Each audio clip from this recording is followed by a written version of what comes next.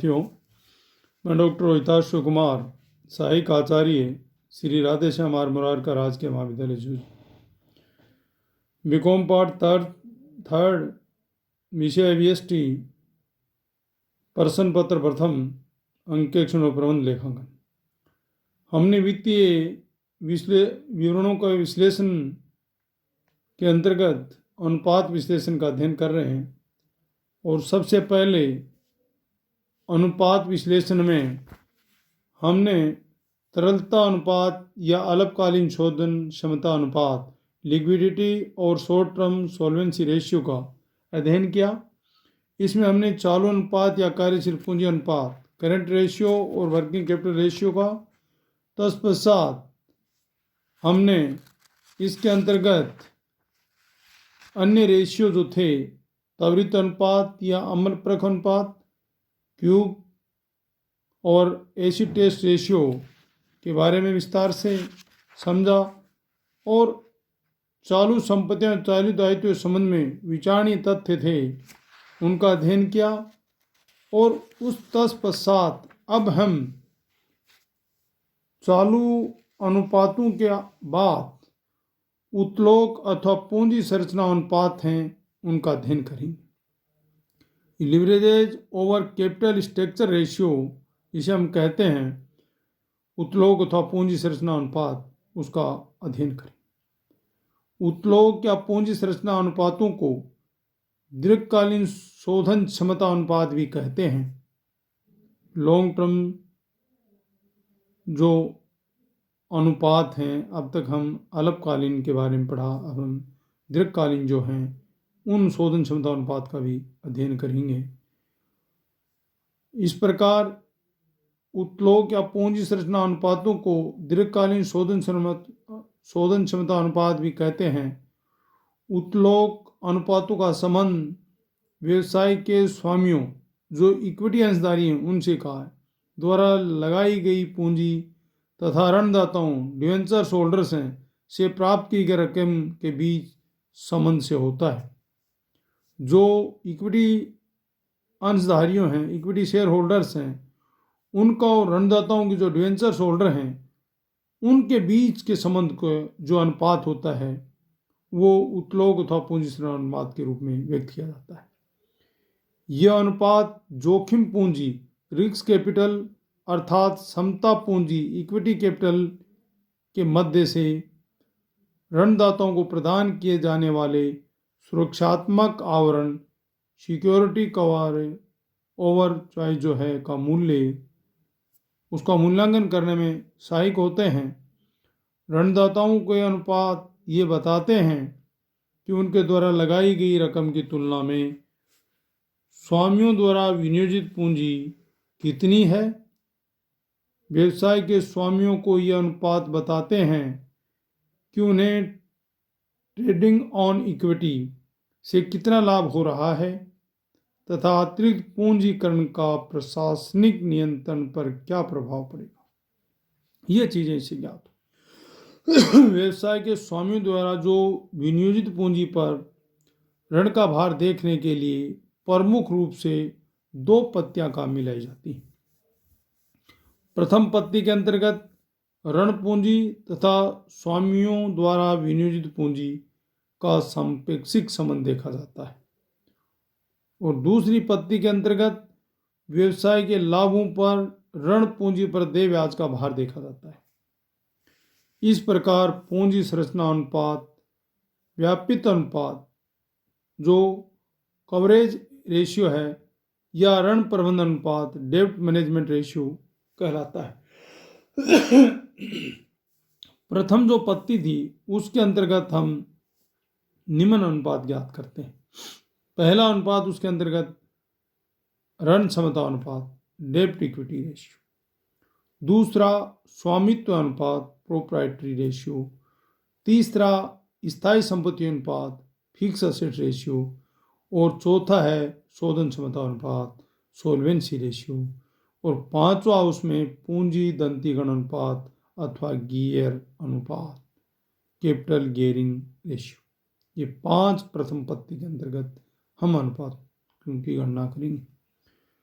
द्वितीय पत्ती के अंतर्गत हम जो अनुपात याद करेंगे वो निम्न है। पहला है ऋण सेवा अनुपात, डेब्ट सर्विस रेशियो। दूसरा है पूर्वाधिकार अंश लाभांश व्यापित अनुपात, प्रेफरेंशियल डिविडेंड कवरेज रेशियो।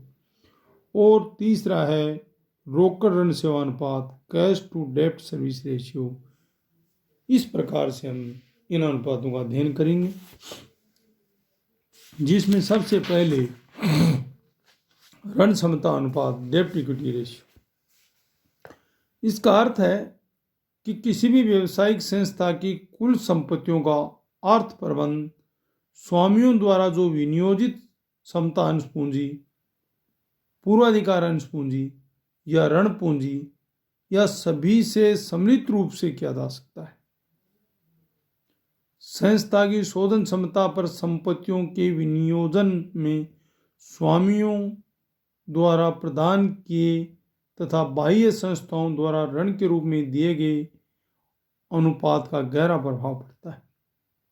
अतः यह आवश्यक है कि स्वामियों द्वारा विनियोजित धन व बाह्य संस्थाओं से लिए गए ऋणों के मध्य उचित संतुलन रखा जाए। और यदि कंपनी संपत्तियों का अर्थ प्रबंध हेतु ऋण की तुलना में स्वामियों द्वारा विनियोजित पूंजी पर अधिक निर्भर करती है, तो बाह्य लेनदारों का हित सुरक्षित होता है और संस्था के समक्ष उनके भुगतान की कोई समस्या नहीं होती है। यदि संस्था कुल संपत्तियों के अर्थ प्रबंधन में बाह्य ऋणों का अनुपात स्वामियों द्वारा विनियोजित पूंजी से अधिक रखती है, तो ऋणदाताओं का हित अपेक्षाकृत कम सुरक्षित होता है, क्योंकि भावी हानि की जोखिम उठानी पड़ सकती है और इसके अतिरिक्त कंपनी ऋणों के भुगतान के समय वित्तीय कठिनाइयां भी अनुभव कर सकती है। इसकी घटना का जो फॉर्मूला है, सूत्र है, वह ऋण स्वामी पूंजी अनुपात की गणना निम्न सूत्र से की जा सकती है और उसका है डेब्ट इक्विटी रेशियो, टोटल डेब्ट बटे इक्विटी। जो टोटल डेब्ट है उसमें इक्विटी का भाग लगा दें, या एक्सटर्नल इक्विटीज में इंटरनल इक्विटीज का भाग लगा दें, या आउटसाइडर्स फंड में शेयर होल्डर्स या over proprietors fund over net worth, इन किसी का भी भाग लगा दें, तो हमें डेब्ट इक्विटी रेशियो प्राप्त हो जाएगा। अब टोटल डेब्ट ओवर आउटसाइडर फंड्स जो हमने बताए हैं वो कौन कौन से होते हैं, कौन कौन सी उसमें मद सम्मिलित की जाती हैं, तो उसमें long terms boring plus short term borrowing, जो उधार हैं चाहे लंबे समय के हो चाहे कम समय के हो, वो सम्मिलित की जाती है। इक्विटी और नेटवर्थ या शेयर होल्डर्स फंड में इक्विटी शेयर कैपिटल की जाती है, प्लस उसमें preferential share capital plus reserve and surplus, और उसमें से एसोसिएट असेट जो हैं वो उनको घटा दिया जाता है। अतः जो घटक हैं वो बाह्य समता ऋणों में अल्पकालीन व दीर्घकालीन सभी प्रकार के ऋण व चालू दायित्व सम्मिलित किए जाते हैं, जबकि आंतरिक समताओं अथवा स्वामित्व में समता अंश पूंजी, पूर्वाधिकार अंश पूंजी, पूंजी संचय, प्रतिधारित अर्जने तथा आधिक्य से बनाए गए अन्य आगम संचय सम्मिलित होते हैं, किंतु एकत्रित हानियां स्थगित व्यय, कृत्रिम संपत्तियां व अमूर्त संपत्तियां जिनका कोई वसूली नहीं हो, उसे घटाया जाता है। कुछ जो विद्वान हैं उनके द्वारा ही ऋण क्षमता अनुपात के स्थान पर दीर्घकालीन ऋण क्षमता अनुपात ज्ञात करना अधिक उपयुक्त समझते हैं। दीर्घकालीन ऋण क्षमता अनुपात लॉन्ग टर्म डेब्ट इक्विटी रेशियो की गणना यदि करते हैं तो यह अनुपात संस्था के पूंजीकरण में दीर्घकालीन ऋणों के अनुपात को प्रदर्शित करता है। इस अनुपात की सहायता से यह अनुमान लगाया जा सकता है कि पूंजीकरण किस भाग के लिए दीर्घकालीन ऋण द्वारा वित्त प्राप्त किया गया है। अतः इसके अनुपात की गणना का जो सूत्र है वो है लॉन्ग टर्म डेब्ट इक्विटी रेशियो बराबर इक्विवेलेंट जो बात है वो लॉन्ग टर्म डेब्ट बटे इक्विटी और नेट वर्थ, इसका भाग लगा के याद किया जाता है। दूसरा इसमें जो था स्वामित्व अनुपात, प्रोप्राइटरी रेशियो, प्रोप्राइटरी, इसका अर्थ है कि इस अनुपात को स्वामी पूंजी कुल संपत्ति अनुपात, net worth to total assets ratio या share holders equity to total equity ratio या इक्विटी रेशियो भी कहते हैं इसे। ये अनुपात स्वामियों के कोषों, नेट वर्थ तथा कुल मूर्त संपत्तियों अथवा कुल क्षमताओं के मध्य संबंध को प्रदर्शित करता है।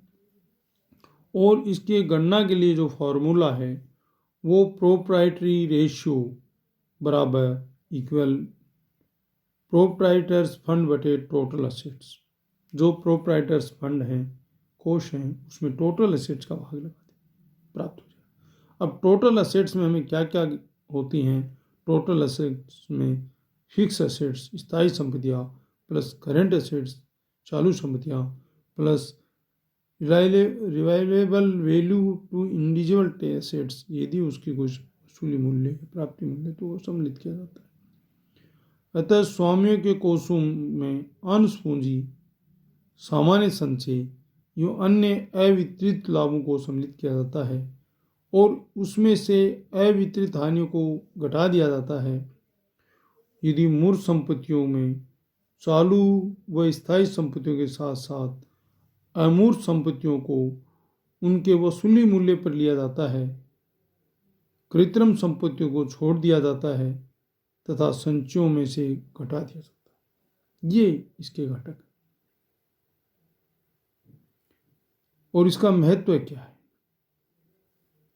यह अनुपात ये बताता है कि व्यवसाय की कुल मूर्त संपत्तियों के किस भाग के लिए अंशधारियों से पूंजी दी है। जो मूर्त संपत्तियां हैं उसके किस भाग के लिए जो अंशधारियों ने पूंजी दी है। यह अनुपात ऋण मूर्त संपत्तियों के विपरीत अनुपात है, क्योंकि यदि अनुपात को 100 में से घटा दिया जाए तो ऋण मूर्त संपत्तियां अनुपात निकल आएगा। यह अनुपात जितना अधिक होगा, कार्यशील पूंजी के लिए संस्था को बाह्य स्रोत पर उतना ही कम निर्भर होना पड़ेगा तथा दूसरी तरफ ऋणदाताओं को उतनी ही अधिक सुरक्षा प्राप्त होगी तथा संस्था का अतिरिक्त ऋण प्राप्त करने में सुविधा रहेगी। अतः यह अनुपात जितना अधिक होगा, आर्थिक दृष्टि से संस्था उतनी ही सुदृढ़ मानी जाएगी। अतः ध्यान देने की बात यही है कि संस्था की अर्जन क्षमता की स्थिरता होने पर तुलनात्मक रूप से नीचे स्वामित्व अनुपात साधारण से लाभदायक होता है। इस प्रकार से हम इसमें स्थायी संपत्तियों के स्वामित्व कोषों के अनुपात, ratio of fix assets to proprietors funds भी याद कर सकते हैं। तो ratio of fix assets to proprietors fund equal बराबर fix assets after depreciation, depreciation घटाने के बाद जो संपत्तियां, स्थायी संपत्तियां होंगी, उसमें प्रोप्राइटर्स फंड का यदि भाग लगा देते हैं तो हम ratio of fix assets to proprietors fund याद कर लेते हैं। दूसरा, हम चालू संपत्तियों पर स्वामियों के कोषों से अनुपात, ratio to current assets to proprietors funds की गणना, करेंट जो चालू संपत्तियां हैं, करेंट असेट्स हैं, उसमें प्रोप्राइटर्स फंड का बाद एक याद कर सकते हैं। और तीसरा जो था हमारी संपत्तियों, मुख्य रूप से जो इस अनुपात की में वह स्थायी संपत्ति अनुपात था, फिक्स असेट्स रेशियो।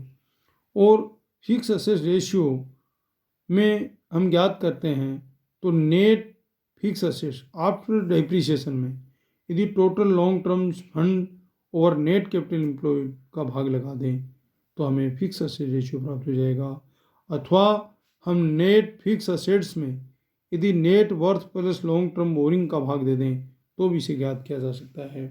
उसके अलावा भी फिक्स असेट रेशियो यदि हम ज्ञात कर सकते हैं, लॉन्ग टर्म फंड में नेट फिक्स असेट्स का भाग लगा दें तो भी हमें ज्ञात हो जाएगा। इस प्रकार से हम स्थायी संपत्ति अनुपात भी ज्ञात कर सकते हैं। और इसके बाद है शोधन क्षमता अनुपात, सोल्वेंसी रेशियो ओवर डेब्ट टू टोटल असेट रेशियो। इसकी गणना के लिए भी हम total debtors over total outstanding liabilities में टोटल एसेट्स का भाग ले दें तो हमें शोधन क्षमता अनुपात सोल्वेंसी रेशियो ज्ञात हो जाएगा। और इसकी गणना का दूसरा सूत्र है डेब्ट टेंजेबल असेट्स रेशियो, भी इसका नाम रखा है ऋण मूर्त संपत्तियों के आधार पर, डेब्ट टू टेंजेबल असेट्स रेशियो। तो उसमें टोटल डेब्ट्स में टोटल असेट्स माइनस इंटेजिबल असेट्स को घटाते हुए इनको 100 से मल्टीप्लाई कर दें, गुणा कर दें, तो हमें डेब्ट टेंजिबल एसेट्स रेशियो प्राप्त हो जाएगा।